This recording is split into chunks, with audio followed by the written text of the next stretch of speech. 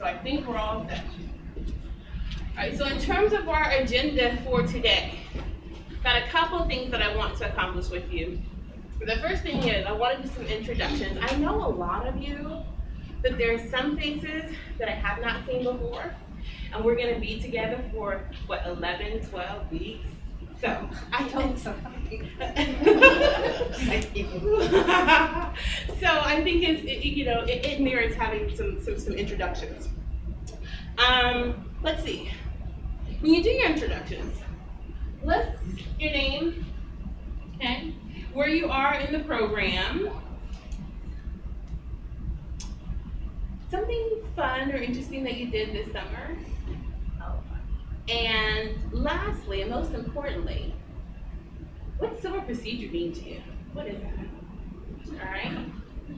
And I kind of don't like our setup here in some sense because I think, let's see, screen control, that's not the one I want. I think I want projector control. What? Video mute. Oh, awesome. Hey, come on in. And as you guys tell me what civil procedure means to you, I'm just going to kind of do some jotting of your thoughts on the board here, okay? And can we stand in where we are, sit where we are? Maybe either option.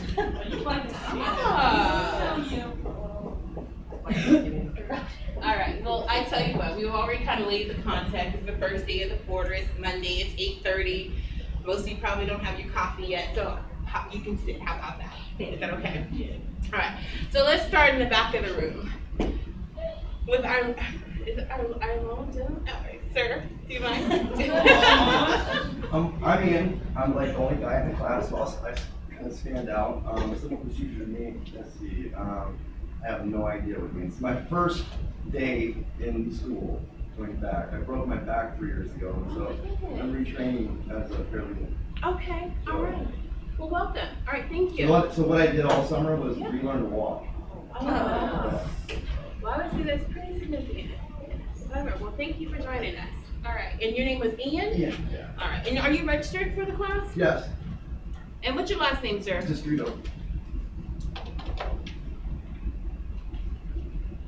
Oh, gotcha. Okay, thank you. You're welcome. All right. Hi, my name is Tiffany, and civil procedure refers to steps and guidelines that are professionally. That's all.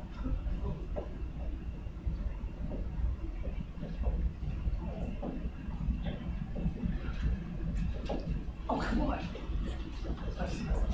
Okay, so did I get that right? So you said it's civil procedure to you is steps and guidelines that professionals follow? Okay. Legal profession, okay. And then over the summer, I am taking care of my new person. Oh, that's right. Congratulations. How old is he now? 5 months. Wow. That's good. Very squishy. Squishies. I'm Angela. This is my 4th quarter in the paralegal program. Civil procedures to me is the opposite of criminal procedure.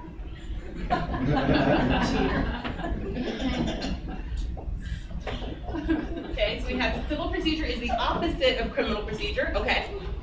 I like that. Okay. And for the summer, I spent 3 weeks in Alabama visiting a family, but although it was not that fun. So we went hiking a lot. Oh, very which was really nice. hot in Alabama. Yeah, I did a lot of hiking this summer too. Yeah, very fun. Cool. My name is Jennifer. This is my 4th quarter here at I went with my sister on her bucket list. She was diagnosed with stage 4 cancer 7 years ago and fought every day. And we unfortunately lost her this summer, but we got to go to Hawaii. That was her bucket list, so we did that. And civil procedure to me is obviously the civil side of law and all that implies. All right, so civil side of law, okay, as opposed to. Okay.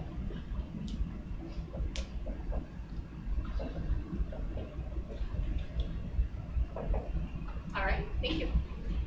I'm T. Rogers, and I'm in the third quarter here at TCC. I'm not sure yet what civil procedure means to me, so. Okay. And I didn't really, from the summer, I went to school. Okay. Hi, I'm Elena. Let's see.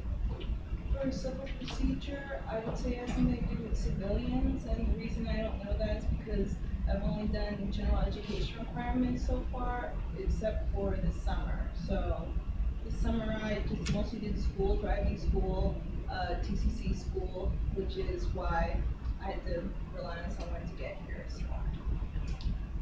Well, thank you. Glad you're here. I'm Ashley. I think this is my fourth quarter. I'm not sure. I'm lost. Civil procedures to me is everything you need to do civilly, I guess, in the courtroom and like how to properly do it. Summer, I moved into a house, I guess. My name is Kelly. This is my second quarter of the paralegal program.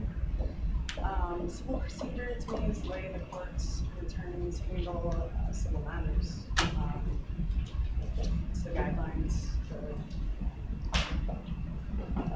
the way people interact with one another through the court system to answer and remedy to a problem.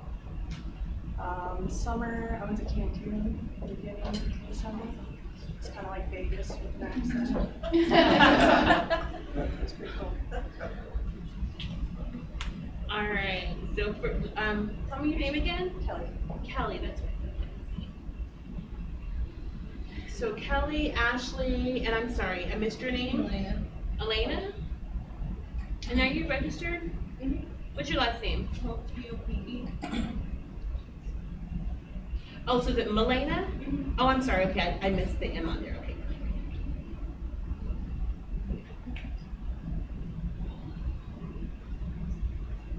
And okay. And let's see. And Kelly, right? Your comment was the way the courts and attorneys handle civil matters, gain remedies for problems. Is that a fairly accurate representation? Okay. All right. Let's see. Good morning. Morning. How's it going? It's going better. Oh, I like to hear that. That's good. Are you registered? I am What's your last name? Robinson. I see you on here. Welcome. All right, so we're saying names. What are we saying?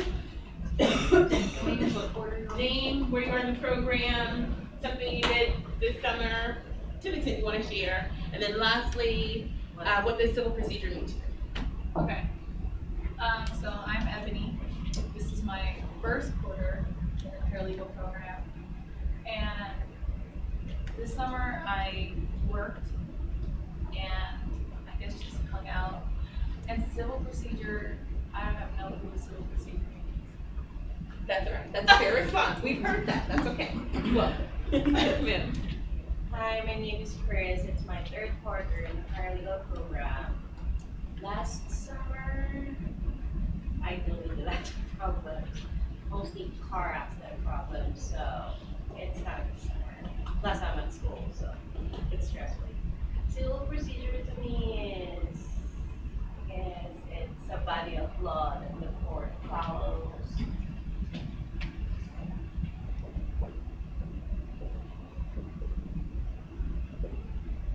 Sets rules.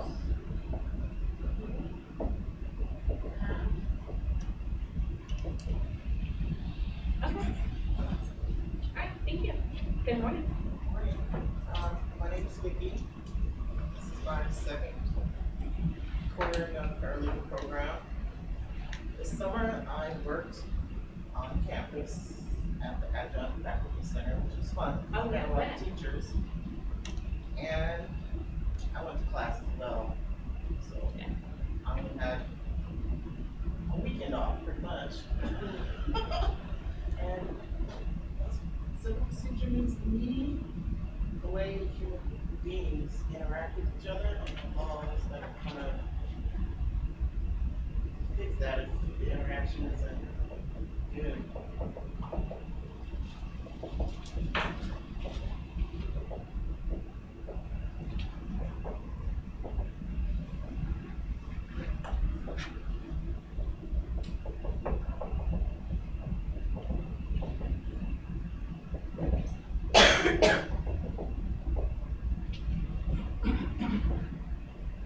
Alright, so what I heard was, some procedure where human beings interact with each other and the ways laws fix those interactions if they are not good or problematic, right? Yeah. Okay. Yes, ma'am.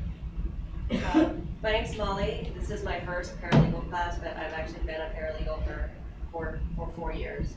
So, to me, civil litigation or civil procedure is about litigation and how a case proceeds along its lifespan. And this summer, I drove off the Pacific Coast Highway.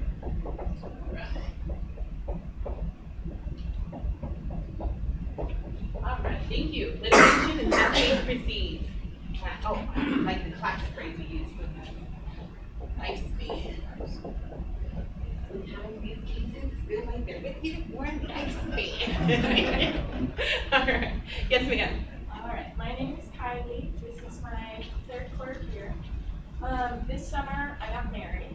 Congratulations. And so civil procedure, to me, I'm thinking like civil like money, Okay. right? And then like the procedure, like how all that works. Thank you. I'm Angela. This is my 3rd quarter in the legal program.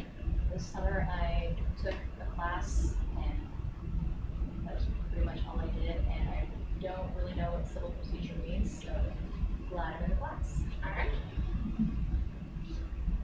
Is it me? Oh, no. Oh, no. Fine.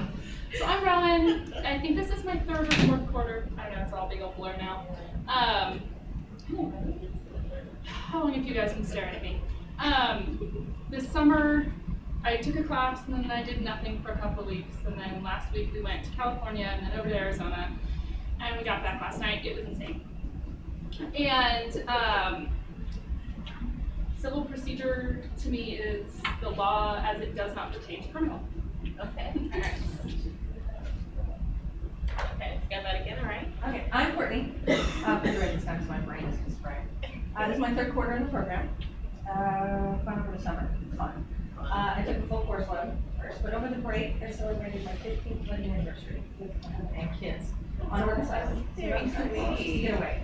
And then over Labor Day, I decided I could do probably a 10-mile hike, really hard hike. And by the time we got down, I had already out. So if you see me limping, that's why. The process you go through, and all the steps you take for torts, family law, estate planning. Damn straight. Estate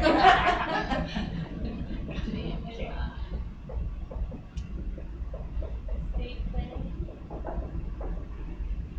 right, so you've given us some substantive areas where civil procedure. Okay. Okay. All right.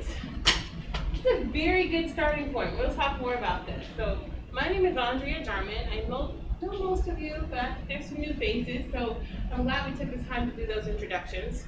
This is my 3rd quarter here. So fall quarter, fall quarter is beginning my 3rd quarter here. In terms of a little bit about my background, as most of you know, I came to TCC from the Attorney General's office, where I practiced in their Medicaid fraud control unit, a little bit in their sexually violent predator unit, their L&I division, and something else. I forget. But prior to that, I prosecuted for the city of Auburn and for the city of Seattle. I went to the UW for undergraduate and for law school. I tell people all the time I had all these great plans about going out of state, and then at the last minute I was like, but I don't know anybody. So it was a good opportunity because UW is a great school, so I was very happy and I was very pleased with my experience there. I also was a teaching fellow in the basic legal writing program while in law school. So that was also a really great experience. And in addition to teaching here, I also teach sometimes at Green River Community College in their business division, teaching their business law course or their political science class, which is kind of a survey course in terms of, covering different aspects of law. Okay. So that's a little bit about my background. So, what we're gonna do today, we're gonna talk about civil procedure in terms of our course syllabus, which I have some hard copies for you, and the reading and assignment guide. I have to tell you, I love civil procedure. And I love it for a number of different reasons, okay? One of the terms, litigation. It really is all about litigation. It's about, now, I'm gonna say it's about paper, but I want you to understand in terms of like we're electronic, right? Okay. But when I say it's about paper, it's all about the motions. Would you agree with that? You just did the litigation? It's all about the trial prep, okay? So when you talk about there being a difference between civil procedure and civil procedure and criminal law, oh yes. When I went over to civil procedure practice or civil law practice, there were things that I found that we could do in the civil arena that I was like, are you kidding me? You could never do this in the criminal arena. This is awesome. So we're going to talk about some of the distinctions. Okay, this is not criminal procedure, but just so you have some context in terms of being able to distinguish between the two, we'll talk a little bit about that, okay? All right, any questions before we get started with the syllabus? It wasn't Yeah, so I'm gonna give you a hard copy, right, and we're gonna talk about it, but any questions about what we've just, our introductory conversation just yet? No? All right, so if you know me, what am I gonna tell you about your questions? We've had me, I know, it's been a long time, like, well, yeah, I know you, but I don't remember anything you said before. I mean, it's still 8:30 and I haven't had coffee. All right, so you watch any legal shows? Did you guys watch The Good Wife?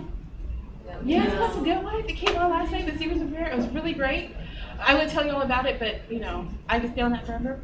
Okay, fine. Nobody watches any legal shows? Watch Law and Order. You watch Law and Order, okay? Suits? Okay, I haven't watched that one Oh, yet, but you're I've right. heard I'm missing out. Am I missing Yeah. out? If you That's want funny. to learn about sexual conduct. Of what not to do. Okay, okay, Suits is going down on the list. Okay, so I used to watch Reasonable Doubt. That's so old. Oh my gosh. I used to love Boston Legal. You guys ever watch that one? No. Okay, I'm ashamed. Well, I should probably be embarrassed to say this. The Ally McBeal. I used to be a huge fan. and occasionally, I do Netflix Drop Dead Diva. I'm sorry. yes. I do. Yes. I mean, but She is so. it's romantic. Yeah. We'll have a party. She's so It's so complicated. I know. Okay. But I digress. All right. So let's say here we're in a courtroom. All right. Who's our best? Okay. We're gonna say for whatever reason we got a panel of two judges. Okay. So you guys are the judges. All right. You're sitting pretty close. We're gonna make you be the witness. All right. We're gonna have you. This is your witness. Okay. So let's have you be. You're the plaintiff in this action. Plaintiff. Okay. We'll talk about these terms. All right. Now, and your witness is being cross-examined. What do I mean when I say the witness is being cross-examined? Questioned by the opposite. That's opposing right. counsel. Questioned by the opposite counsel. Okay, opposing counsel. All right. Now you are opposing counsel, and you are doing this line of questioning for this witness. Okay. With me? All right. Okay. We can play nice. It's the first day. Okay. See, I haven't finished my coffee yet. So now, there's a line of questioning that's going on here that it's problematic. There's something at issue with this, okay, for some reason, all right? Maybe it's, give me an objection. Maybe it's hearsay. Badgering the witness. Maybe it's badgering the witness. Look at you. Stop being aggressive. Leading the witness, okay. Well, you're cross-examining, so we can leave. We'll talk about all these things later, okay? Yeah, with the But badger part. let's just say that it's irrelevant testimony. Okay. All right. So what are you gonna do? You're making an objection. And why? And when are you gonna make your objection? Are you gonna just sort of let it go on for a little bit and then eventually, as soon as possible? And what is the purpose of you making your objection? So that it doesn't go down on record. So what? So her testimony doesn't go down on record. So it doesn't go down on the record? Because even if something's stricken, you don't want Yeah. anybody hearing it, Right. because it'll color your thinking. Okay, anybody else? What's right? I like what you're saying, but what's the other thing? Continue to talk because they could say something that they're. Okay, I want to stop it, but what else? Yes, Are we ma'am. in front of a jury? Are we in front of a Yeah, jury? you don't want the jury Yeah. to hear We it. don't want jury to hear certain things. Yeah. Okay. And then what's going to be, think about this in terms, and we'll talk more about this as the quarter progresses. But what do you think is going to happen if I don't make that objection in the moment, right? And then later on, after the case concludes, we're looking at the transcript and we're thinking about that A word. What's that A word I'm talking about? We don't like the determination that we got at the conclusion of this trial. That's right. We're thinking about appeal, right? And now we're looking at the transcript. What's going to be the effect if she does not make that objection in the moment on the record? You can't use that as an argument for your appeal. I can't what? You can't use it as an argument for your I appeal. cannot use it for an argument on appeal. Do you understand that? Why not? Because you should have. Because I should have Objective. objective. And so what's the word? Anybody know the language the language that we use to describe what we're doing? Anybody make jam? Preserve. Preserve. That's right. So you gotta preserve. Look, I'm gonna be very creative, all right? All right? So the effect of what she's doing right now in saying objection, she's doing a number of different things, right? Ian said we don't want to continue. So we're stopping the damage right then, hopefully, right? We're also cutting the flow and breaking this up. Please make it stop. Objection, Your Honor, right? And then lastly and most importantly, we're preserving that record for appeal, okay? So that we can raise that issue again later on, okay? Well, in this class, and in any class with me, I don't want you to presume that you're gonna have an appeal, okay? You gotta make your record right then and there, all right? In the moment, if you have a question, if you are confused, if I have said something that you did not hear or that another student hear, and that's continuing the conversation, you gotta make your objection. Does that make sense? And I want you to take it as seriously as counsel would take it in trial. He's trying to preserve the record. You're trying to stop the damage. If you're confused or frustrated, there's something going on where you're not understanding and receiving the content, that means that we need to stop and pause. Okay? All right. So having said that, let's talk about our syllabus. Excited? Woohoo! Okay. Got a little bit too much energy for 8:30, right? And no coffee. Sorry. My bad. There you go. Let's pass this around. 3 for you ladies in the center there. I got another three, so, but I was sitting with. There you go. I know I got the offer, but I don't know if I can. I think I should.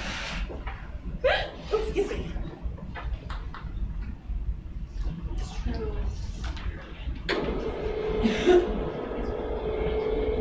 That's true. Is it warm? I feel like our classroom is kind of warm. I mean, I like it. I think there's enough space, but I do feel like it's a little warm in here. I just Yeah. You okay? Oh, you. Thank you. Sort of leaving you out. Hmm? Is the building 1301? Yes. Oh. And that's so all here. The paralegal faculty offices are now over in that building. Okay, so that's where you'll find me and Jennifer. That's because it's Oh. You might want to update with that. It's beside, Okay, let's unmute this screen now. All right, so our class meets from 8:30 a.m. to 10:50 a.m. We spoke a little bit earlier about how we're trying these new block periods. The idea behind this is that you can lump your classes. Maybe you decide, okay, I'm gonna take my classes on Mondays and Tuesdays and Tuesdays and Thursdays, and then it leaves room for you to work, right? Or do your internship.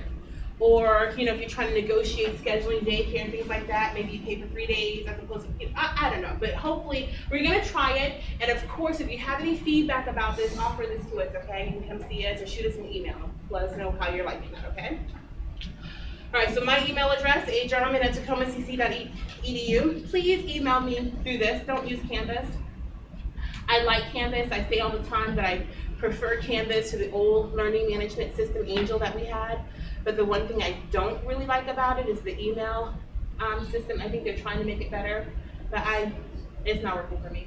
So just email me directly. You have my office number there as well as my cell number. Don't crank call me. I know people, we can find you. Okay, track you down. All right. Otherwise, you're welcome to use that. You can text me as well. Don't make it inappropriate because then we have to find you too. But otherwise, just engage with it professionally, okay? I think that's enough said about that. New office location, as we were just speaking about, building 13 on the first level, room 103. What you'll need to do, new protocol a little bit, is you'll go check in at the main office. So when you first enter the building, it's my right? No, it's my left. It's on your left-hand side. Don't act like y'all don't get confused with your right and your left, okay? So it's on your left-hand side, and then you'll just check in with them, okay? And if we're not there, they'll just sort of refresh you as to our office hours, okay? But again, just email or call. My office hours are going to be Mondays from 11 to 2, and then Tuesdays and Thursdays from 10 to 11:30. If for some reason those hours do not work for you, let me know. We can schedule time outside of there.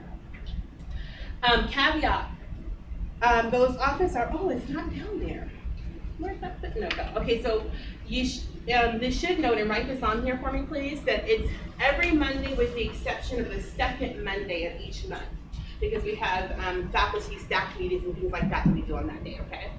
So every Monday with the exception of the second Monday of the month.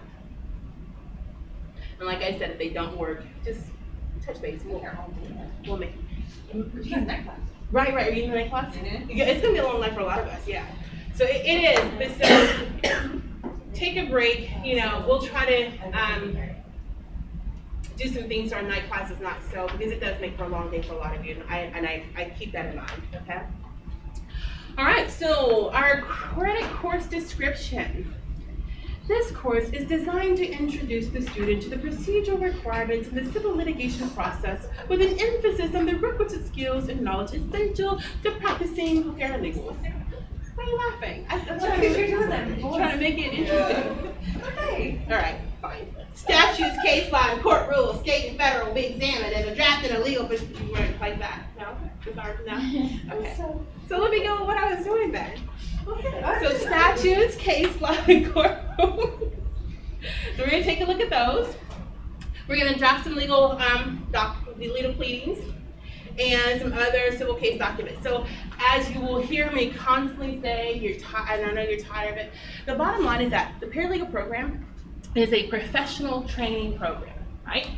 So in addition to you getting those sort of enrichment, critical thinking, enlightenment experience, right, which is really wonderful and great, what we do in the English world or in women's studies, we debate theory and all that kind of stuff, which is great. I love that. I was an English and women's studies major. But in addition to all that, is actually practical application tasks and skills that you're building so that you have skills to go out and to be employable in the field. So with that in mind, we're going to talk about the things, the legal theories and concepts, and then we're actually going to practice drafting the documents, okay? You're going to see that I'm actually going to give you a case file, understanding that we're moving to a lot of electronic stuff, but a lot of files times we still use paper, but it's still a nice way for you to kind of visualize and conceptualize, okay, what's in a litigation file, okay? Correspondence, my pleadings, what about my expert documents and things like that, okay? So we're gonna have some practical application exercises. Course overview. To the extent you have any questions about why I take the approach I take, I just put in here the definitions of a paralegal so you can see, like what you're kind of expected to do in the field. Right, so I'll just read one of these and then we'll keep going. So I'm gonna read the last one, the one that says the National Federation of Paralegal Associations. A paralegal is a person qualified through education, training, or work experience to perform substantive legal work that requires knowledge of legal concepts and is customarily but not exclusively performed by a lawyer. So what are you doing? You're doing substantive legal work, right? So some of it's gonna be paperwork, right? But sort of just some editing documents, whatever. But even, I would argue, editing things has a substantive quality to it, okay? All right. I'm gonna skip over page 2, which talks about the degree learning outcomes, and every course syllabi you receive, it has that information in here in terms of, like, if you get a degree from TCC, here are the overarching things that we expect our students to be able to come out saying that they have mastered, okay? So let's skip that part. I'm also going to skip the program learning outcomes. Those are talked about the paralegal programs. So if you've taken any paralegal programs, you've seen those before. If you haven't, again, this is the same thing that's in your course catalog and so forth, okay? That talks about the paralegal degree in particular. Here are the things that we expect for you to come out having mastered upon completion of your degree or your certificate.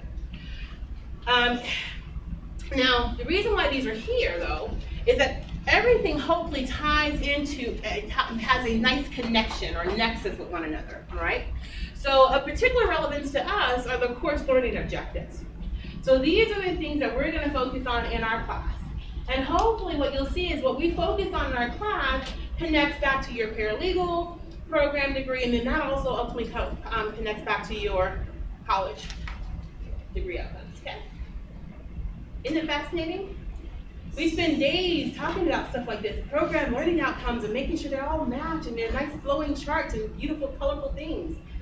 Y'all not even, okay, whatever. All right, so the first, describe the framework of civil procedure as utilized in the United States civil system, both for federal and state. We will pay a lot of attention to mostly our state rules, our state civil procedure rules, right? We will make comparisons to our federal counterpart, and then we're also going to pay attention to our local court rules, okay? And if that doesn't mean anything to you right now, don't worry, it will later on.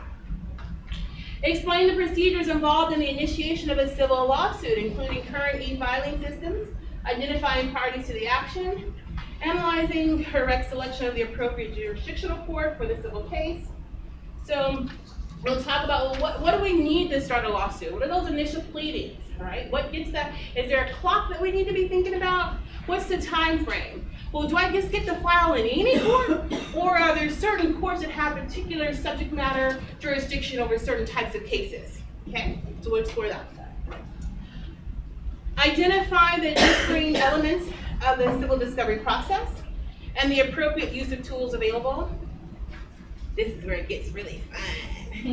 So we talk about interrogatories, depositions, requests and production of documents, electronically stored information, inspection of persons and things, so discovery devices. Okay. Fun stuff, right? Yeah. All right. Explain the application of rules referencing pretrial motions, pretrial conferences, so we'll take a look at that. And again, that's where we'll pay particular attention to the local court rules. Analyze specific assigned cases, establishing legal precedent in procedural matters. So we'll talk about the IRAC. Everybody remember IRAC? Yes, so we'll talk a little bit about that. Differentiate the following aspects of trial and other judicial proceedings, trial preparation materials, outlining the case law, using substantive law supportive of differing fact scenarios. And then lastly, compose standard court accepted documents. So that's our application exercises, okay? Any questions about that so far? You will have questions later on as we actually start to delve into the, the actual exercises and the material. And like I said, just make sure you let me know if you have questions. All right, let's see here. Your textbook. Do you guys have your book yet? Do not worry if you don't have your book. What I'll show you in just a few moments on our site when I publish it to you just now is that I have scanned the first couple of pages that you'll need. So that is there. So that should give you some time. There is the option to get the workbook with it. You don't need the workbook. So the things that, it's because it's kind of pricey. So I hope you guys, read my thing about, yeah, but I hope you read my thing about, you can shop around for your books, okay? So if you need to, find the best price, because they can get kind of pricey. Okay. All right, supplemental materials. Where there are supplemental materials that I'm referring to or referencing in class, I will post those on our Canvas course site. If it's something really important, well, let me not say that, because I'm like, oh, that's not really important, she can give it to us. So I will post materials on Canvas, but in addition, the things that I want you to have readily available as a quick reference guide, I'm gonna print for you and give you hard copies as well. Okay. Are we gonna need a blue book? Are you going to need a blue book? In other words, are you giving it? I'm going to. The Bible. So yes. So here's the thing. I'm not going to require you to have the blue book, but I am going to note for you. I'm going to provide to you a cheat sheet. Okay. And the reason why it's really, although it's not legal research and writing and so forth, the critical thing about a lot of the work that you have the opportunity to do as a paralegal, particularly in a litigation intense agency or firm, is that you're responsible for producing these pleadings. You're responsible for editing the content to include checking the citations. So that's why that's going to be a component of this. Okay. So good question. All right, paralegal program Canvas site. I'm really proud of this site. It's come a long way. If you were here when I first started,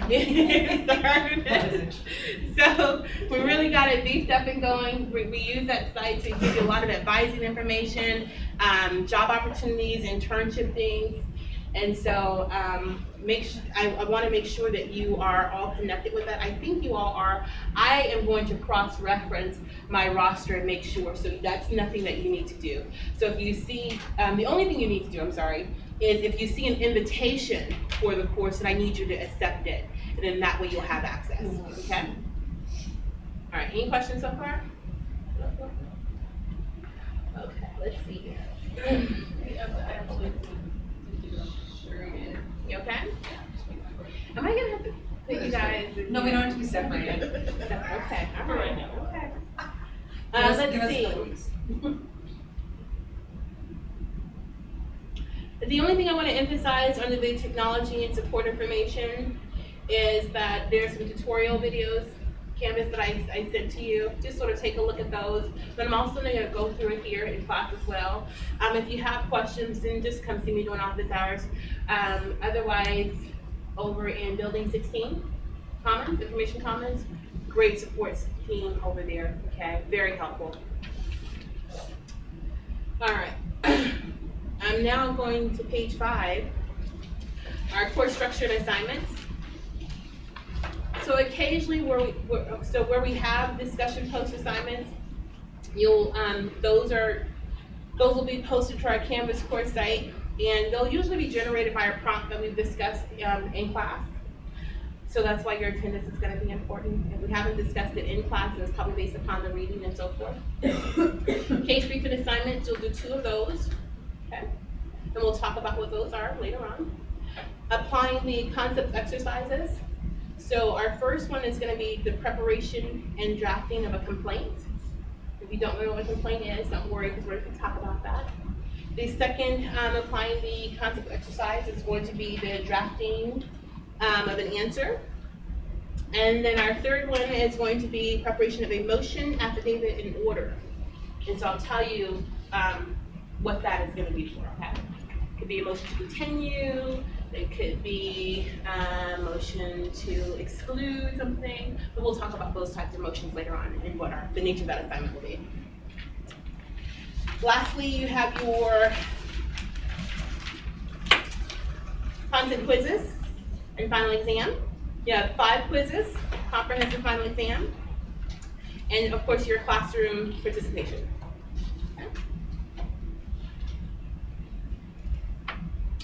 All right, right now what I want to do is unmute this and show you our Canvas site. Publish. Okay, so now your Canvas site is now published.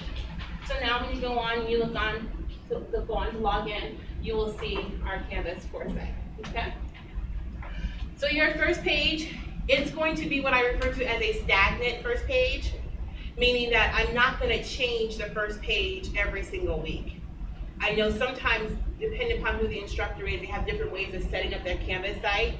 And so like for week 2, like you'll see week 2 stuff, okay? That's not the way that I'm gonna do this, okay? So for our first page, what you'll always see when you come here is gonna be this right here. Our course information, my office hours, the title of our course, where we meet, blah, blah, blah, and then the links to the syllabus and the reading and assignment guide. Everybody okay with that? All right. So as a reminder though, in terms of where you go to find stuff, there's this little box I put over here. I try to make it colorful and get creative. You lost, looking for this week's reading, need to know what to do, go to modules and select the week you need. Everybody okay so far? Yes. All right, so then you're gonna click over here and you'll go to modules. Okay, but let's go in order for right now, okay? So where there are announcements, you go to the announcement section. You guys think I'm being silly, but I'm just trying to walk you because this was not intuitive to me. Okay? I was like, where about announcements? Oh, announcements. That's where I'm gonna get it. All right? Okay, so it's okay. I will tell you, I never mind making a fool out of myself if it helps you learn, okay? All right, so syllabus. Let's click on that here. Hopefully this comes up. Gotta wait and take it, you know. Be gentle with it. Eventually gets there. All right, so again, I try to cross-reference everything so that wherever it's referenced, if you're on that page, you can click and get to a link to it, okay? So again, you have a link to the syllabus, a link to the reading assignment guide, information about the textbooks, and blah, blah, blah, okay? One of the things that I'm gonna talk to you about is the reading and assignment guide. I have a hard copy of that for you. So again, just a little difference in terms of who your instructor is, and so every instructor can, do their own, has their own style and approach. So ordinarily, sometimes you'll see a release of the information week by week, or 2 weeks at a time, or 3 weeks at a time, just so you have a general overview of how I reasonably anticipate, although I'm not psychic, but how I reasonably anticipate we might progress through the quarter. What I do is give you this reading and assignment guide, okay? And it kind of helps you kind of plan, all right? Now, if you're ahead of things, and that's great, awesome, rock it out, I'm proud of you. But sometimes, occasionally though, we might be a little bit delayed in terms of the progression that we make through the material. Maybe we have to spend a little bit longer on this chapter, this component, or this concept, because I want to make sure that everyone fully grasps and understands it. In which case, I may have to push back deadlines, all right? Having said that, if the original deadline works for you, go by far, honor it, put it in. But otherwise, I might need to change things, in which case, where I'm changing things is never to accelerate the due date, but always to push it back to give you a little bit more time. Does that make sense? Okay, all right. So again, it's a guide. Now, I'm going to give you a hard copy, but where there are updates and modifications, I'm going to show you where you find those on Canvas, because I won't come back and re-update this. Does that make sense? All right, let's go. All right, so that's your course syllabus. Your assignments, so anything that's due for the class in terms of what you have to produce. If you have a question about it, you can always come to the assignments, whether it's a discussion post, whether it's one of those applying the concept exercises that I mentioned, or a case briefing or so forth, okay? So those are always going to be listed. For the attendance, I haven't quite figured out the little nuance to this one. You never have to do anything. It might pop up for you or whatever and say like, oh, you got to, but you never have to worry about it, okay? So as long as you show up, I'm recording your attendance. At the end of the week, I'll put your little points in there, okay? And so somehow, I'm trying to figure out a way to make that go away so it doesn't look like a to-do item on your thing. All right, applying the concepts. These are grayed out here because I haven't actually released and opened them yet. But otherwise, when they are released and opened, you would see them in the same green text that you see that one up there. Your minute quizzes, same thing. Discussion post, that is open because we're going to talk about that today. Okay. All right. Any questions about that so far? Do you want everything submitted via Canvas, or do you want hard copy? So where it's going to require a hard copy, I'm going to let you know. It'll say it in the instructions. Where it's going to say that you can submit on Canvas, you'll know that because it'll have a submit option button for you. Okay? All right. Modules. So this, for the most part, so those tutorials that I sort of sent you in via email, if you need to reference those again, you got rid of the email, auto delete. It's here again for you, all right? In case you're out the quarter, you realize, wait a minute, how do I do that again? Or I just need to take a quick peek at how to do this. So that's there for you. Reading assignments and guides. Let me click on week 1. I have a question. Yes, ma'am. About the book. If we have like maybe possibly an earlier version of that, like one earlier, is that okay, or do you want us to have that version? So here's my response to that question. It's a great question. I don't know. I haven't looked at that earlier version, so I can't tell you like how similar it is. My guess really is that it's going to be fine, because between these updates, whatever, generally there's not a lot of significant changes. Maybe they might update a couple of cases or something like that, something has changed. The best way to gauge that, to be honest, is pick up one of your peers in the classroom who have a different version and just sort of sweep through it real quick. And I think you'll be, yes ma'am? Is there one both down in Latin? And there should be a book on reserve in the library. At least they typically have it. Let me see, how many times 3 quarters yet? Yeah, there's one. There should be one on reserve. If there's not, let me know, and maybe I can put mine back together. We'll figure it out. Okay. All right. Okay, so what you'll see is week 1. You have your little blurb, right, from the hard copy there. Okay. All right. Here's the reading. Remember, so my broken pages, but that's why my book is not together, right? So here are the week's readings, all right? And I'll give you a summary. It's not there yet, right? Because, we're not at the end of the week. Okay, role assignments, we'll talk about that later, probably on Wednesday, and then you'll see something for that.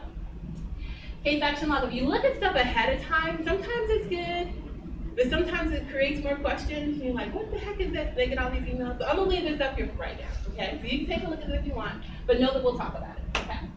Now, there are modifications that we have to make for this. So say, for example, we get really going on Wednesday, right? And you guys are all so excited. There's all this conversation flowing, and there's something you're gonna get to in terms of discussion post 1, and you're like, wait a minute, I think we need a little bit more conversation discussion about it. We'll do it over email or something.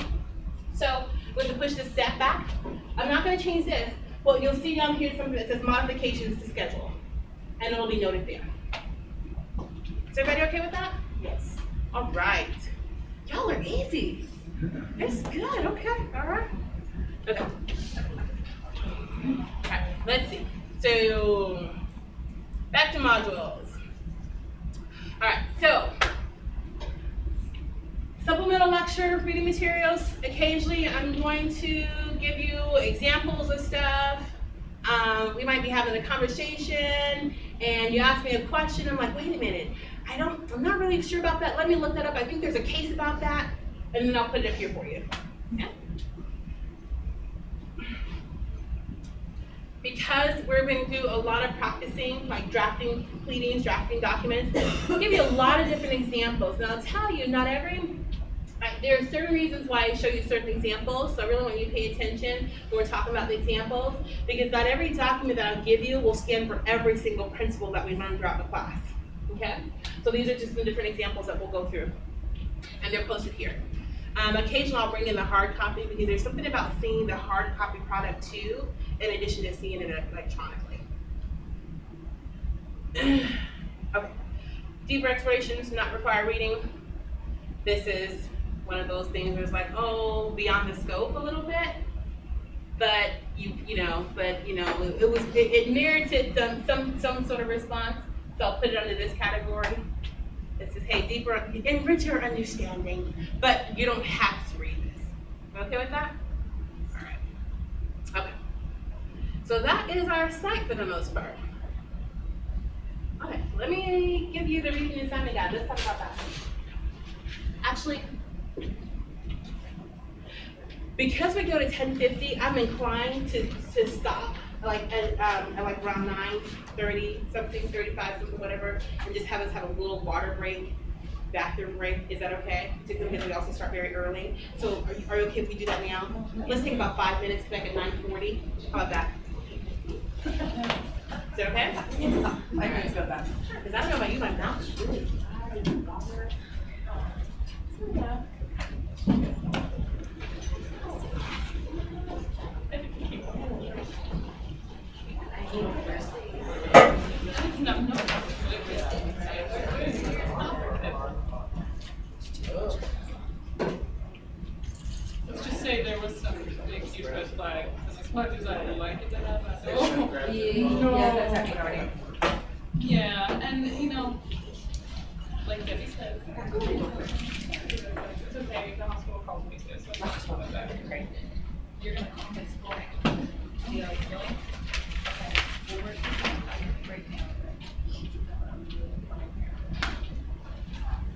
Just call him really quick and then call me back. Okay. Perfect.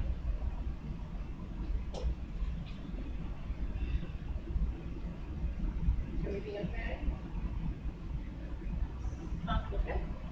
Yeah, my son went to the fair, he's allergic to seafood, and he had Caesar salad, which I didn't know has anchovy paste in it. So he went to school this morning, his eye is really red, so. Poor baby. Yeah, he's 5, so.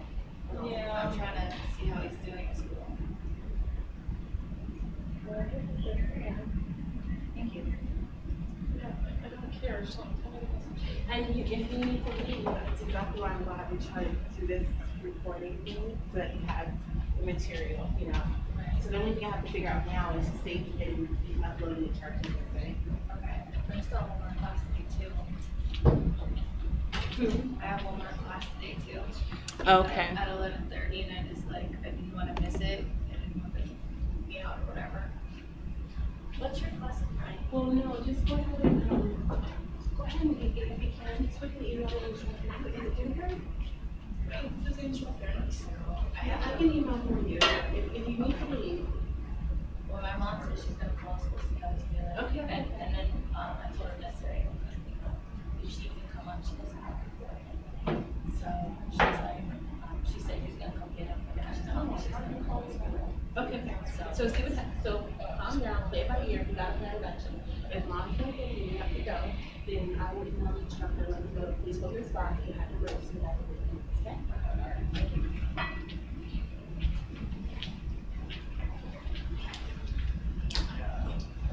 I'm sorry, because we were asking something? Oh, what's your class? It's the, intro to civil law. Oh, 1, 2, 3.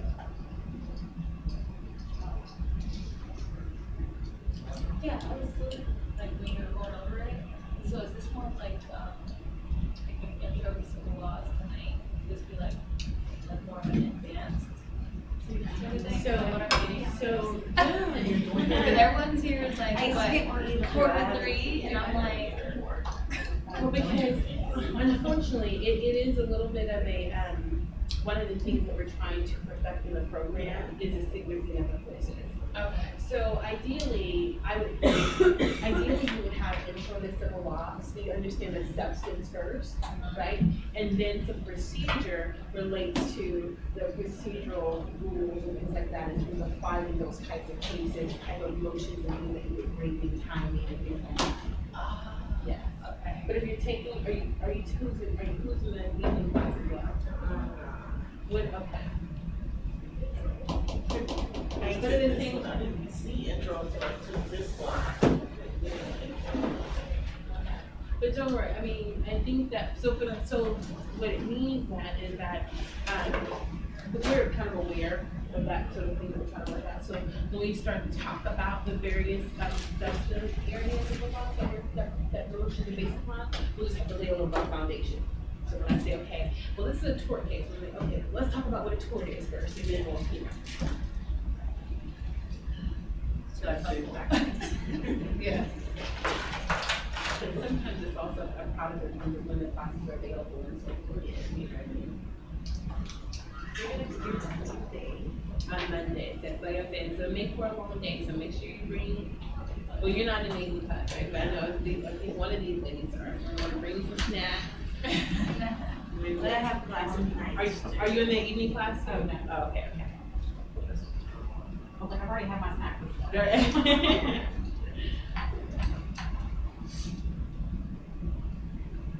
My next class is paralegal fundamentals and ethics. Okay, It doesn't say, yeah, it doesn't say who, it just says building 16 I'm gonna guess it's probably Jennifer. Okay. Okay. Do you teach class tomorrow, 8:30? I think we'll just go on that way.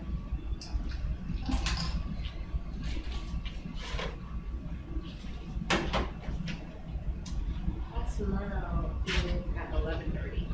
It is interview investigation. Yeah, and that's 11:30, 150, right? I tried to sign up for the class, it wouldn't let me. And I like that because. Wait, I don't think it's full when I look at it. It wasn't, well, it was like, I already had 15 credits between coffee and. 3 years. She takes No, it feels like yeah. a credit class. No, I think it's sometimes like I take online. course overload or something. But it was probably need permission. Yeah, I think that's what it was. But it was like, but I was like, why is that? Because I'm hitting exactly 20 an hour. But I said, well, maybe Well, it's full time different. is generally, 12 to 2 credits, but you're spending. What's that?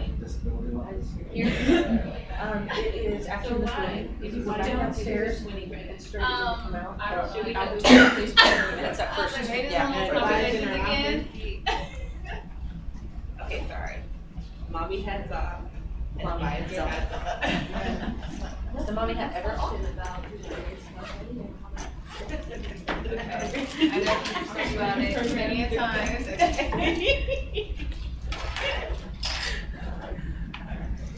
I remember when I watched Drop That Diva, I remember you always speak the way she did that. I was like, that is so Miss Andrea. Oh, that's so sad. If I had been reduced it. But we love you. Yeah, because I remember last, Oh my goodness. I think it was spring that we were doing something and we were going around and I was like, that is so Miss Andrea. All right, let's see. Are we all back? Was there someone next to you? Your mama. Yeah. Oh, that's right, Tiffany. Oh, yeah, we have to cut her. Yeah, you gotta give her a little more time. Yeah, seriously. Matter of fact, we should go. Let's go see if she's sleeping in the bed. I'm just kidding. She's one of the lucky ones that has one that sleeps through the night. Still okay. Okay, let me go ahead and test it. Dylan's not throwing it up.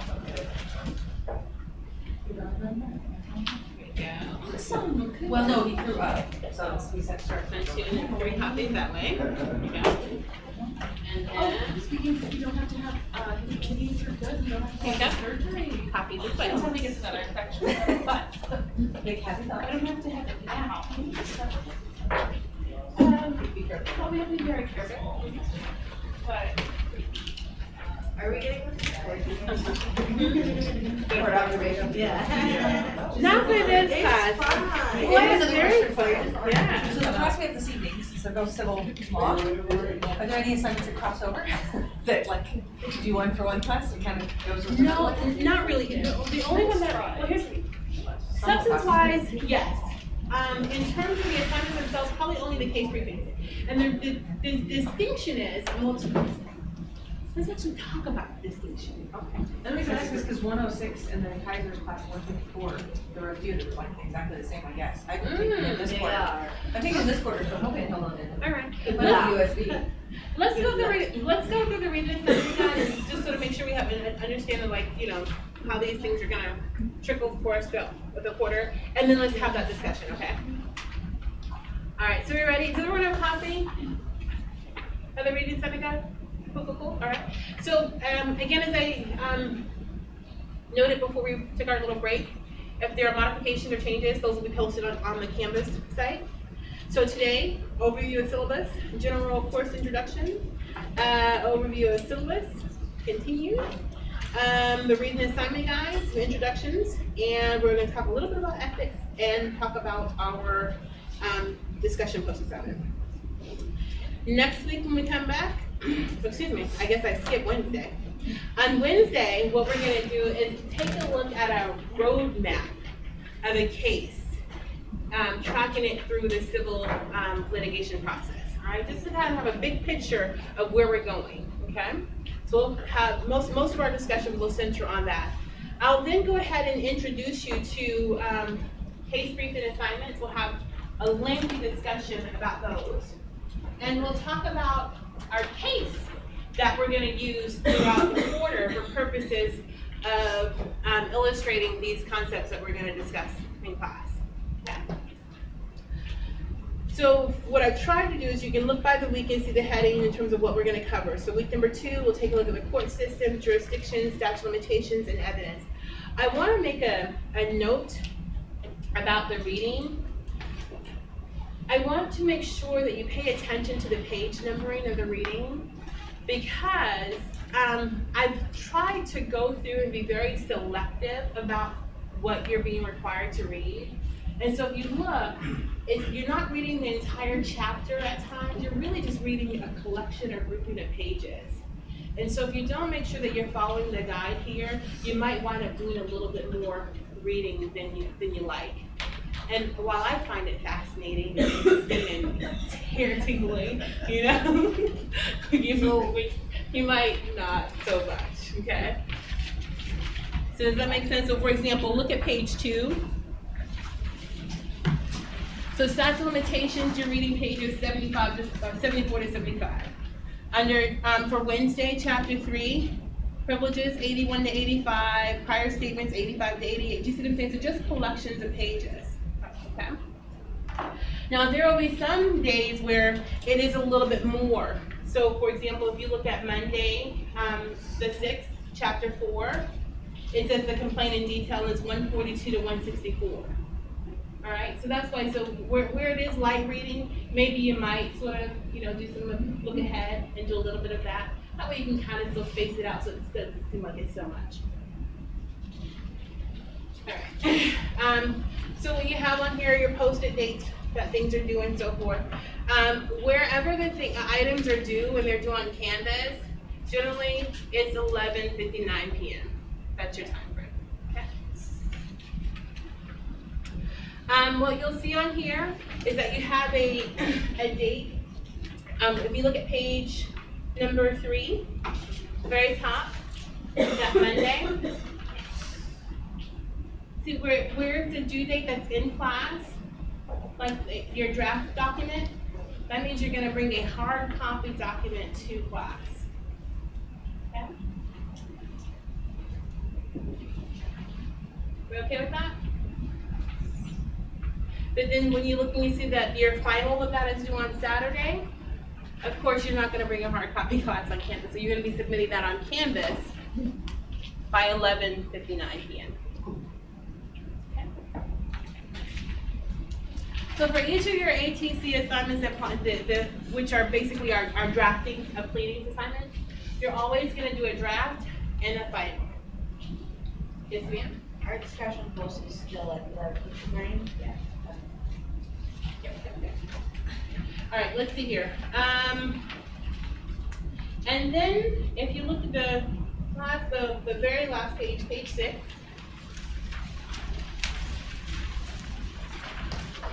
We have Monday, December 8th. Oh, he's away.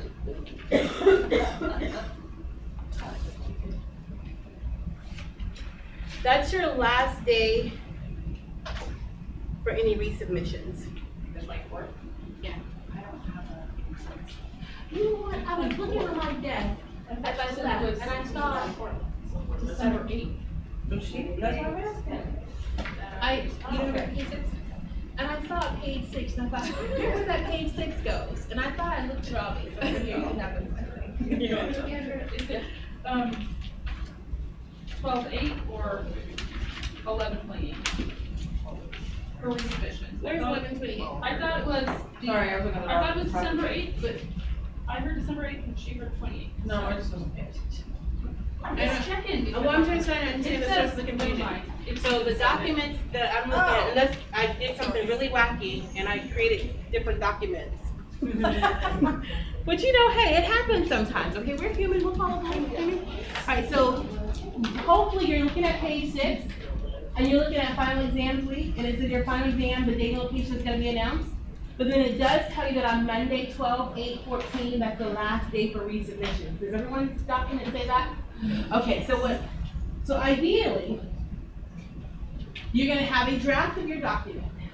You get some feedback. You do a final. But then ultimately, if you're still not happy with the product, and I'm not happy with it, right? Then this is going to be your opportunity to resubmit that. Okay? Why would I do that? Why would I do that? So you can do better. It's Huh? just a you can do better. Right. This is not about me. Well, is it about me? No. We can do better. No, but here's why. Like, because I really want to submit this point. When I say to you that this is what you will do in the field, I take that seriously. And so you have this class, you have civil procedure 1, you have civil procedure 2, okay? And civil procedure 2 is going to be a little bit more intense, more complicated, right? But there's some basic intro level skills that when you leave this class, you ought to be able to know how to do, all right? And if your final submission doesn't say that, then I want you to have an opportunity to get it right. Are you okay? So ideally, when you're done, you're going to be able to take that complaint and say, hey, I've drafted a complaint before. Here's actually a sample. Okay? That's the idea. Okay. Any questions about this? All right. Okay, so now I'm going to turn this off then, unless we have questions about the Canvas site and so forth. No, all right. Turn this off.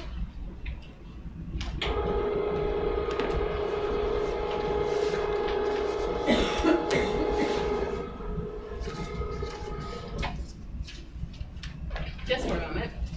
And I want to follow up on this, on our question here, which is a really great question, about where's the eraser? Well, that's not what the question was. The question wasn't about where the eraser is. Do you guys see the eraser? No. Okay.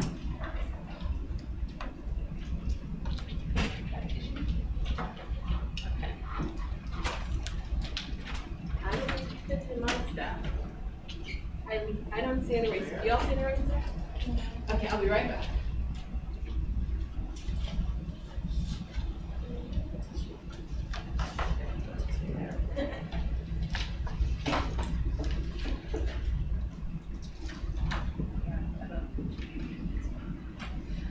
I did too. I'm only getting my ABV. Can you get what? Oh, yeah.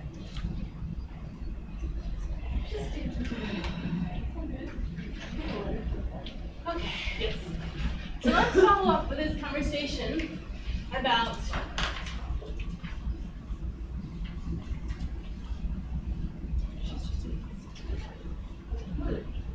procedure. That worked, right? Okay. Whew.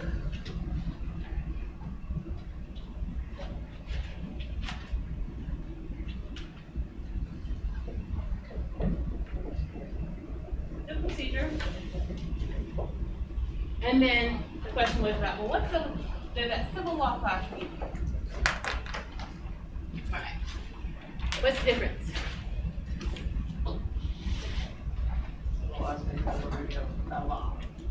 Why not?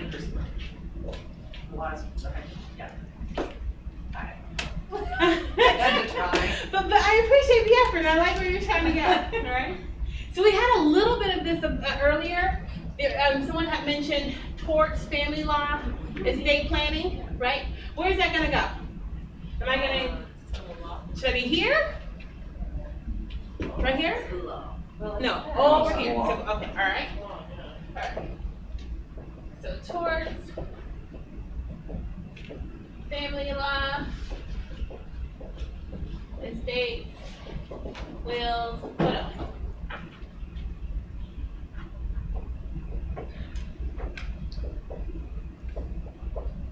What else?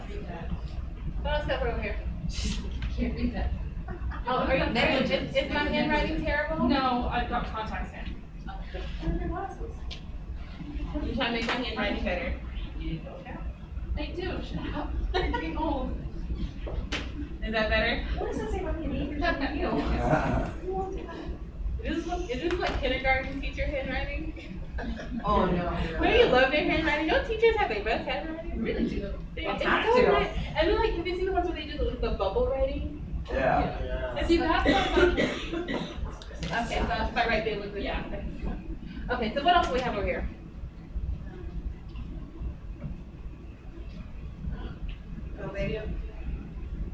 Probate, is that traffic stuff, is that?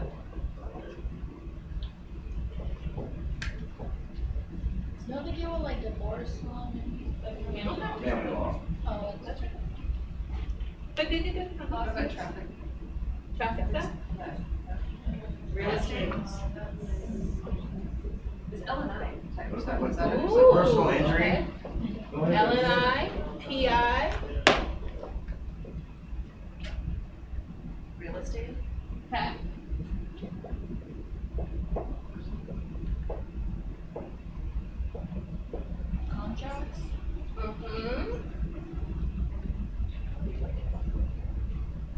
I love conjuring. It's awesome.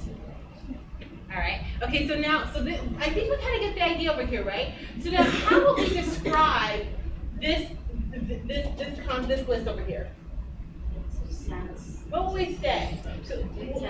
And let me back up and let me ask you this part, okay? So in the law you have procedural law, right? And then you have, what's that other? Substantive. All right.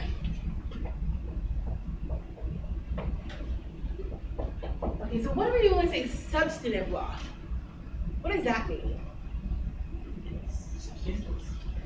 It's substantial? It's significant?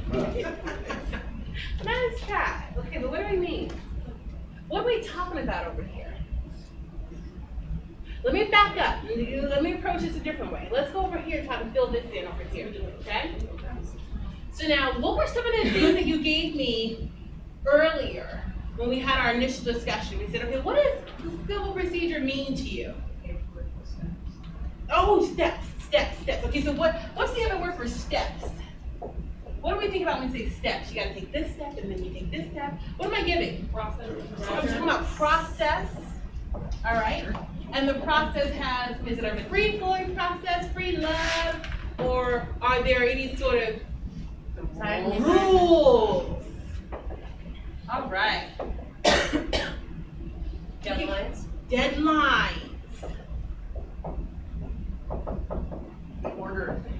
Order. Okay. Are you starting to get a little feel for what the difference is here? Yes. So now, when we talk about procedure, right, we're talking about process, okay?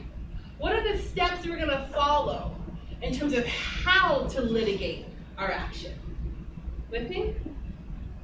So, where am I gonna file? That's a process question. How do I file? That's a process question. Which court do I use? That's a process question. Who gets which documents? That's a process question. Who can serve the documents? That's a process question. With me? Over here, this is the meat of the substance of what that is about. So the what, where, and when. Okay, where, when. All right, so here's the thing. So this is what rights? The scope of those rights. The elements, or excuse me, I should say the causes of action, and the elements for each cause.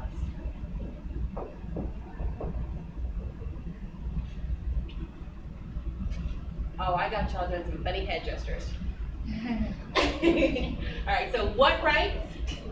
The scope of those rights? The causes of action. And if I use that phrase and you're like, what does that mean? Don't worry, I'm going to come back to that. The causes of action and the elements for each of those causes of action.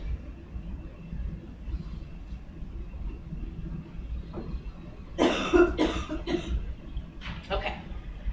All right, so let's play with this a little bit more.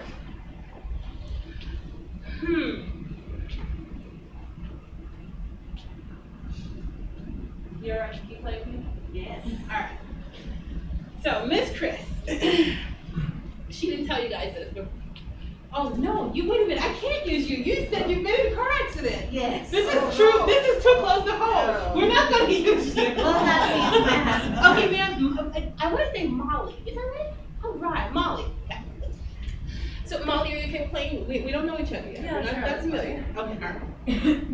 So Molly was involved in a car accident this morning with Courtney. Courtney, you okay? Oh yeah. All right. Okay. She's like, I'm ready.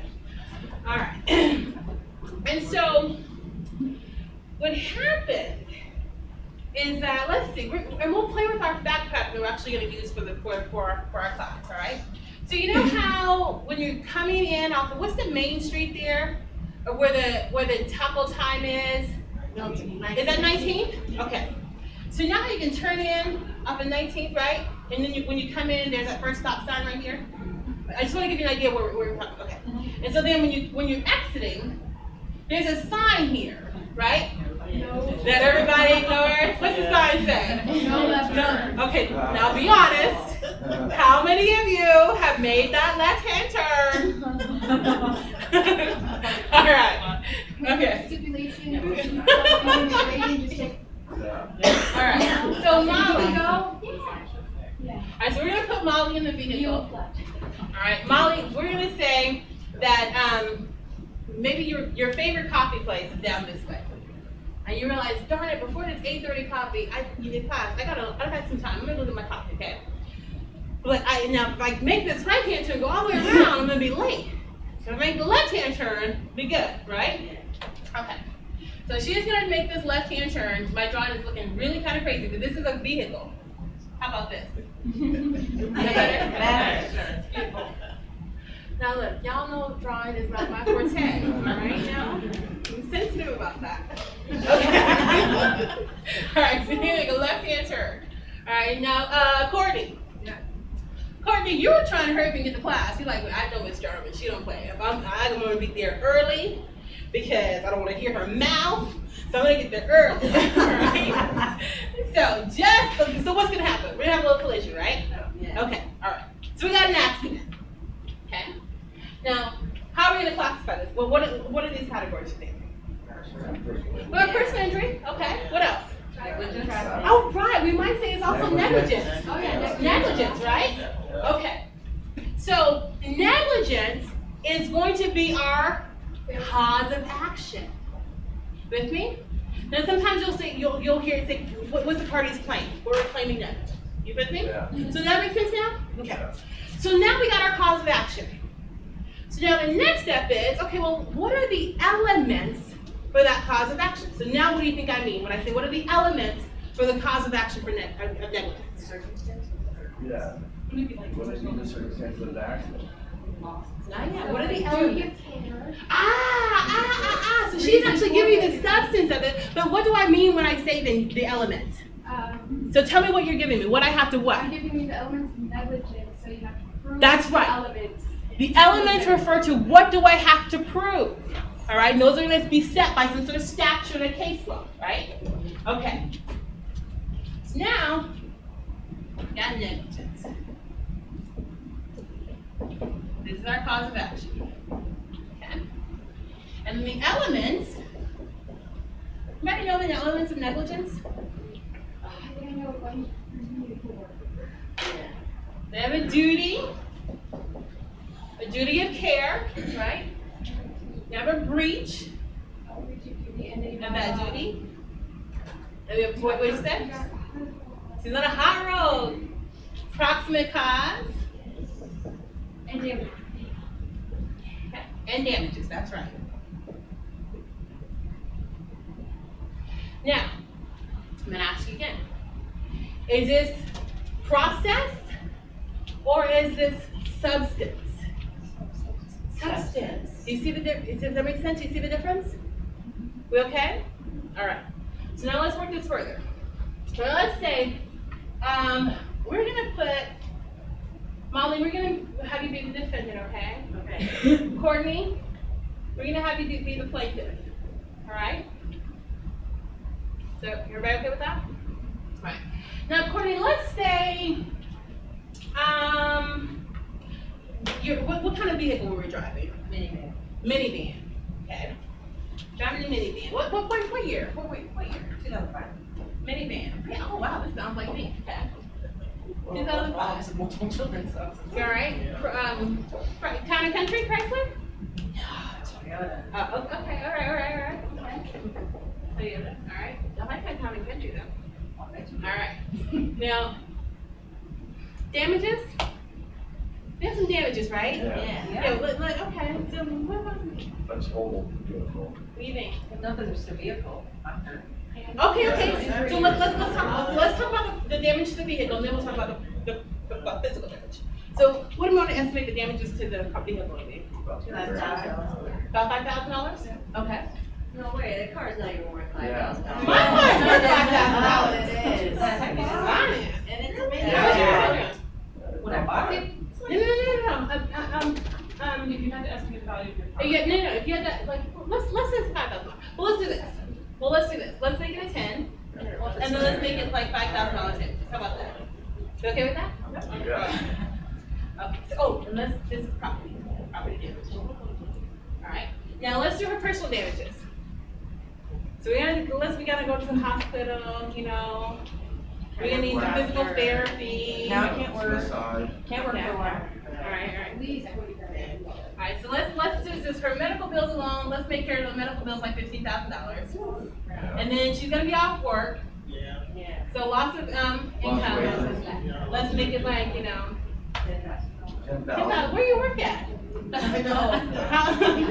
How long has she gotta work? All right, let's make it 10,000. It is possible, right? Yeah, it depends on how long she's gotta work. Yeah. Yeah. Okay.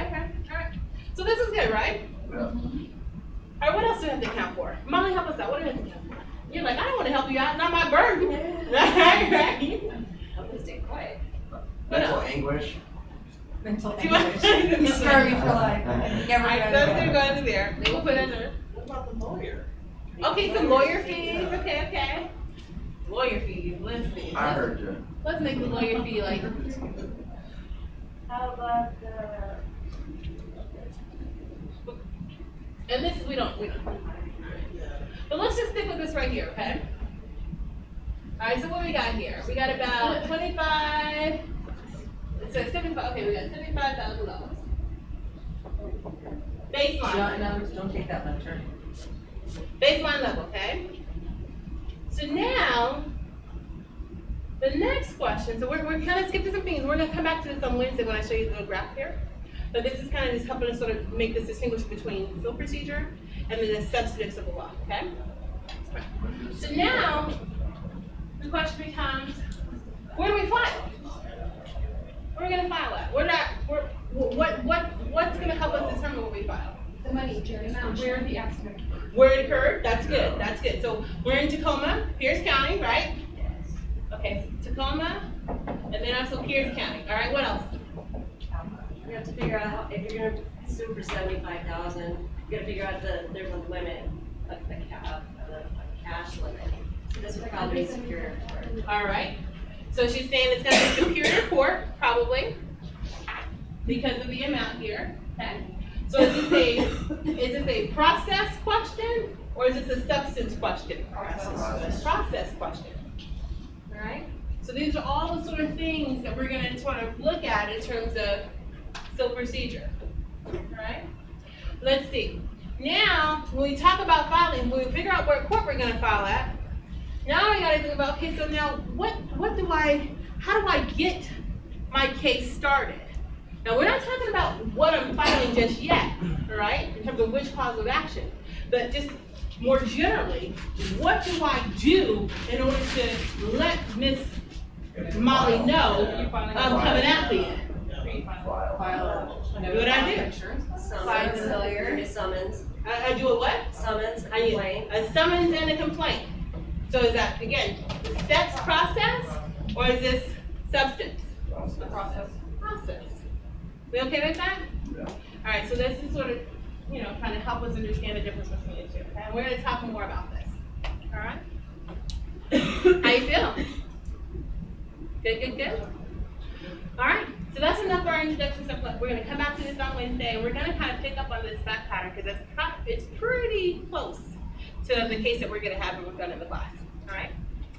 But before we get there, I want to have us do a little bit of exercise in ethics. And we're gonna start with ethics. Well, let me do this. Raise your hand if you've taken 150. Paralegal fundamentals in ethics. All right.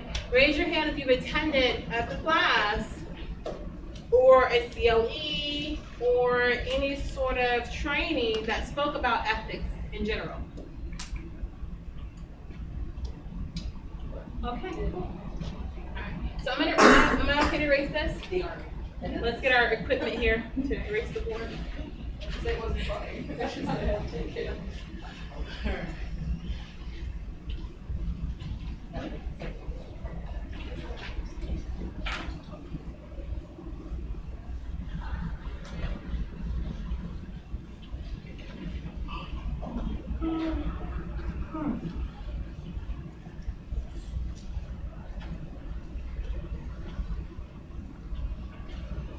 All right. So the first question is, why talk about ethics in civil procedure?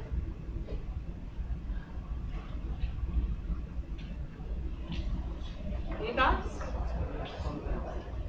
Why will we discuss ethics?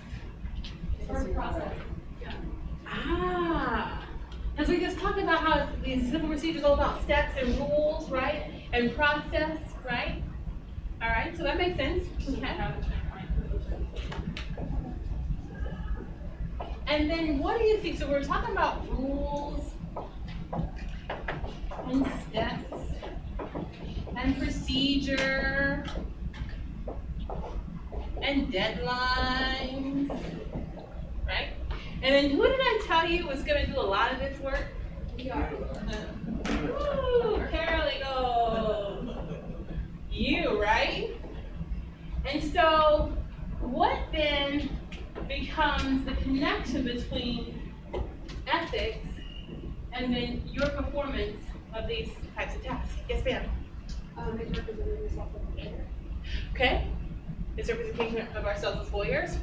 And what's the phrase? So the idea of the UPL, unauthorized practice, right? Of law. But what else? What else more closely tied to this?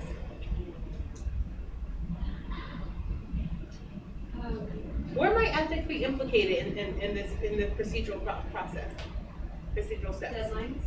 Deadlines, because it raises the issue. So what do lawyers have a duty to be to their clients? Prompt and competent and diligent, right? And so do you share in that duty? Yes, you do.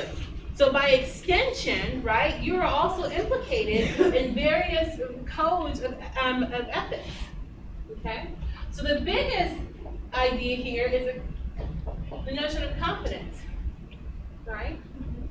Competence in maintaining deadlines, competence in being knowledgeable about the rules and honoring those time frames. What else? Confidentiality. That's right, confidentiality. Because you're gonna get you're gonna be privy to a lot of information from the client, right? And in the same way that the client is entrusting that information to you, to the attorney then is entrusting that information to you. And sometimes you might be on the initial receiving end of that information. So you might be the person actually hearing that from the client directly, and then you're the person who's then communicating that back to the attorney. So we got two different sort of things implicated here. So one is your ability to receive that information, right? To maintain its confidence, but then also your follow through. So what if the client tells you important information? I got this notice here, it says I have to respond within 15 days. And you say, okay, I'll let the attorney know. Yeah, we got to follow through, right? Okay, what else? What else? We talked about deadlines, right? Some of the things that you might be tasked with doing, particularly heavy litigation, you're calendaring those important dates. One of the things we'll talk about is when we file our case, we're gonna get this lovely document that's gonna have this laundry list of things that we're gonna have to do by certain time frames. Anybody know what that document is that I'm referring to? The case calendar. That's right, the case scheduling order. Case scheduling. Okay?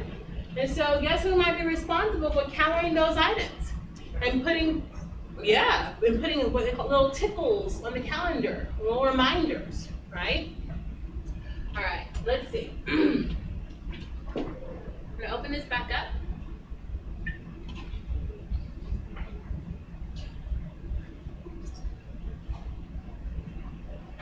I can get this.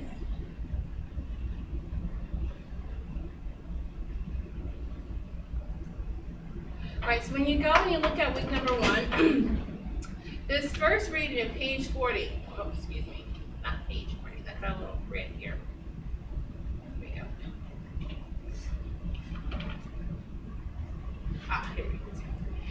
So don't be, I was almost getting ready to confuse myself because I looked at the page and like, developing a litigation system, that's not about ethics, but it starts at the bottom, all right? So that's where your portion of the reading begins. So ethical and other professional responsibilities. So it's a short amount of reading, okay? And so it's why is that? Oh, hold on, wait. What's going on here? Here you go.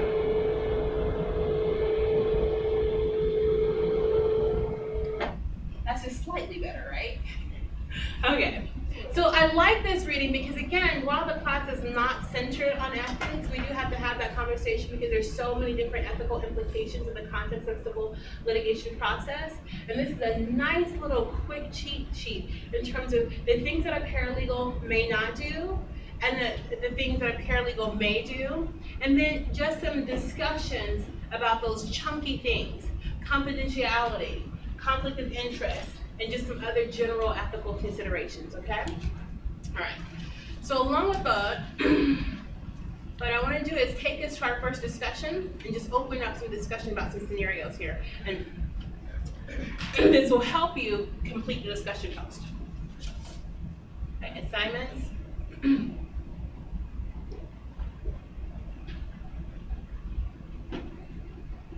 So I'm calling this a refresher because ideally, you've had 150, but again, if not, to the extent that you need to sort of take a look at that, you have those pages, all right? All right, so let's take a look at number one. Let me see if I can make this a little bit bigger, but I'm also gonna read it out loud for us too. Is that better?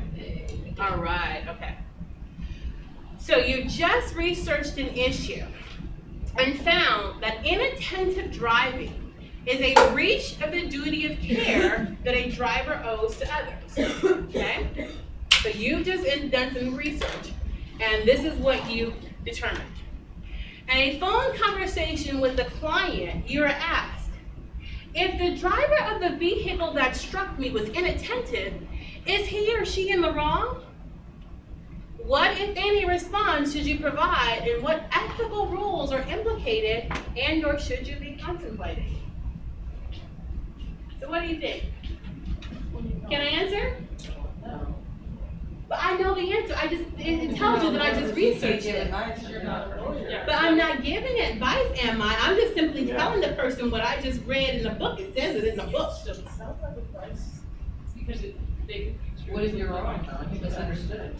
No, but I'm telling you, I read it in the textbook. And I read it in the case itself. And it said literally this right here. Even though. What do you think? Follow, what do you think? I think that the client could conceivably take it as advice. Yes. So even if it's not technically advice, I would say, I'm sorry that I'm not an attorney, you would need to speak to an attorney. It's like, well, they told me this. Okay. Yeah. Everybody, any, you guys okay with that? Yeah.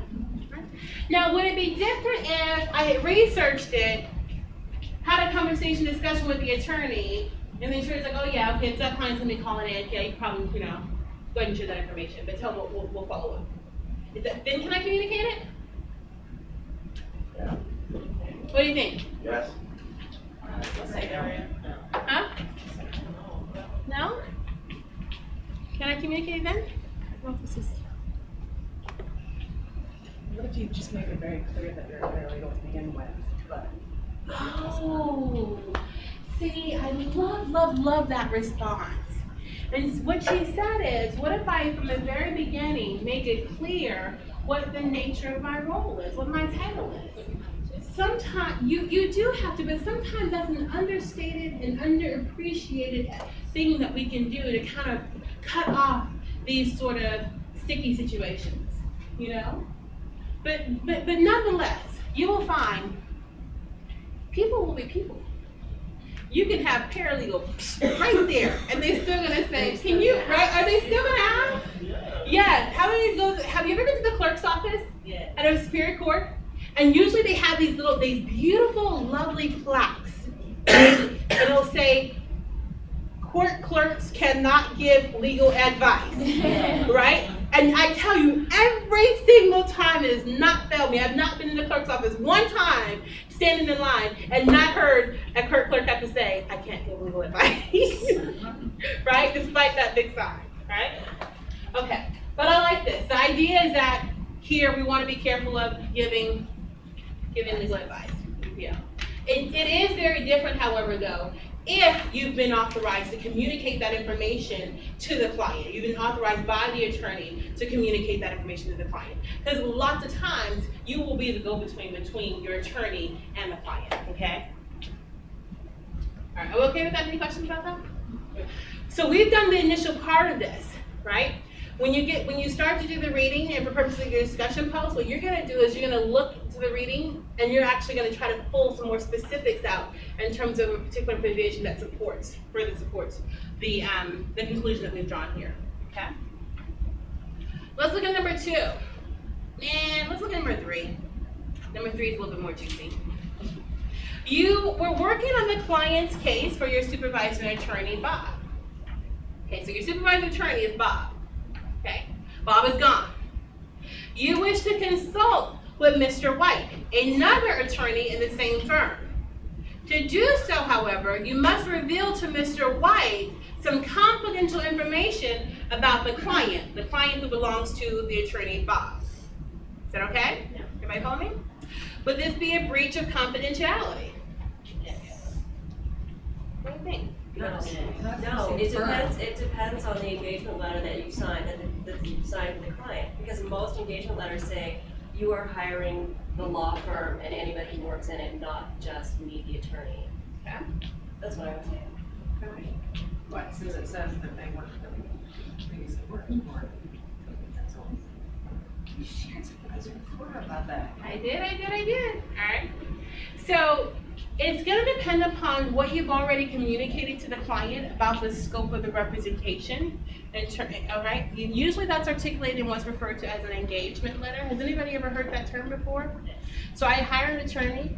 Best practice. It's shamefully to admit this. Some attorneys don't actually do this, but best practice does dictate that you actually write your new client a letter saying, thank you for selecting this firm. We have agreed to represent you on XYZ matter. As discussed, here's the fee, blah, blah, blah, blah. And you'll tell them a little bit about so-and-so, about the nature of how that representation is gonna take place, right?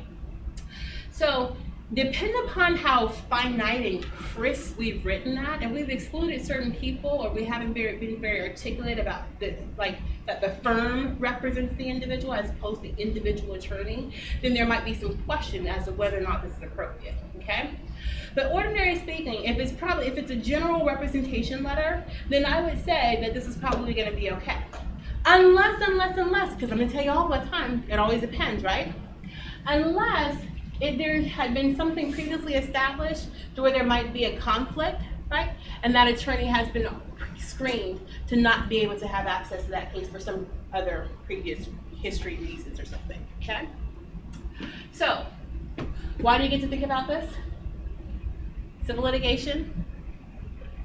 A lot of times we have a paralegals doing conflict screenings. Before we file a case, when we get a case in, we're conflict screening. Okay, particularly if it's a big case, right? Lots of parties, lots of counsel, witnesses, whatever, you'll commonly do things like that. All right, let's see here. Let's look at number 5. Miss Muffin's case has received a lot of attention because it happened on campus. So we have a case that involves Miss Muffin. Now, why I named her Miss Muffin, I don't know. But for right now, her name is Miss Muffin, okay? And Miss Muffin was on campus, and there's an incident that happened. And there's a lot of buzz about it, okay? Aware that you work for the office that represents Miss Muffin, a number of students have approached you, Angela, and they've said, hey, what about, can your office represent us for these other types of matters? So you're like, oh, yeah, this is, economy is getting back better. We're trying to, boost our client base. Yeah, sure, that's a great idea. Let me set up a booth and pass out some, some cards. What do you think?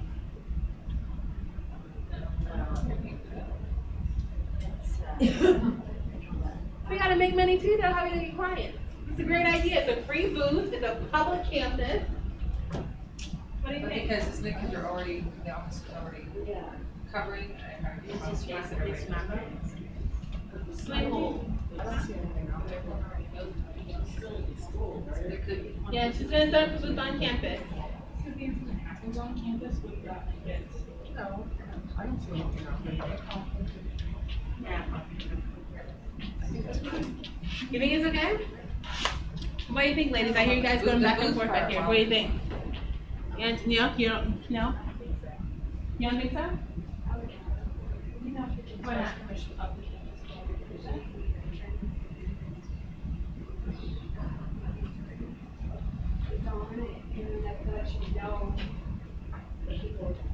It's unethical. Why is it unethical? You're not Are you taking advantage of Angela's firm is going to create a scholarship fund using these new client funds. Does it sound good now?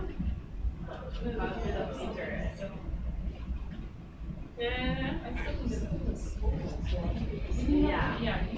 Especially with Or have it on campus. for 5 days? Are we taking advantage of the paralegal maybe too? I don't know. All right. So these are just some jumping points, okay? Some starting points. We just start to think about, the issue of ethics, and how they might be implicated at different stages, in terms of the work that you're doing, in terms of your interaction with clients. There's another So where's one the here. question in number 5 though? The question number 5? Yeah, what was? Based upon the huge interest in your review, set up a booth with a regional officer. So the question is this okay? You think that's appropriate? So I'm not gonna I thought you were gonna ask me what the answer is. So, no. No, but it was like, there's no actual question there, so it's like. Implied question. Yeah, so I think Yeah. that hopefully you get, so here's the other thing though about the nature Sure. of ethics. I'm hoping that based upon your introduction to ethics, you should get, there's an issue here, and there's a question here about whether or not this is ethical. Alright? Okay. Because lots of times, can I tell you though, seriously, lots of times though, the difficulty is not necessarily in sort of in finding an ethical provision or something that relates. Sometimes we miss the opportunity to appreciate, wait a minute, there is an ethical dilemma posed by this fact pattern. You with me? So, and that sometimes is the most important thing. It's just sort of recognizing, okay, is there potentially an ethical issue here? And sort of working through it. Because sometimes you're gonna have varying opinions about whether or not that is ethical or unethical. But at the very least, you gotta be able to spot, there is a potential issue here, and let's process this through.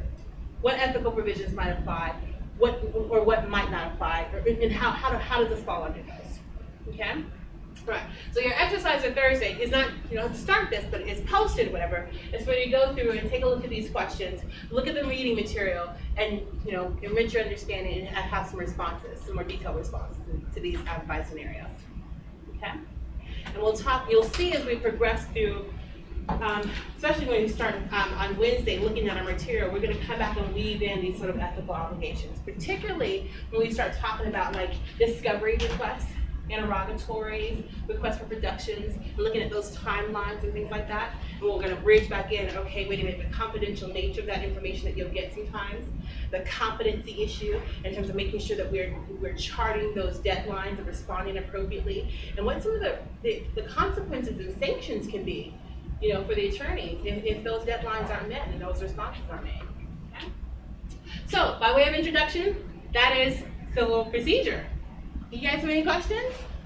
Yes. Like, so some other class, the discussion post, are we also supposed to do the whole week, 24 hours, go back to a comment on it? So for purposes of this, the only thing I want you to do is go through individually and sort of just write up your responses to these, okay? Because we'll come back and we'll talk about these as a group on Wednesday, or excuse me, the following week rather, okay, throughout the quarter, all right? So sometimes I may have you do that, where you actually have to go back and read everybody's whatever, right, and come back and so we do that, whatever. But we're just gonna do that in class, okay? All right. If you don't have any other questions, I guess I'm inclined to release you a little bit early today. All right, and I'll see you on Wednesday.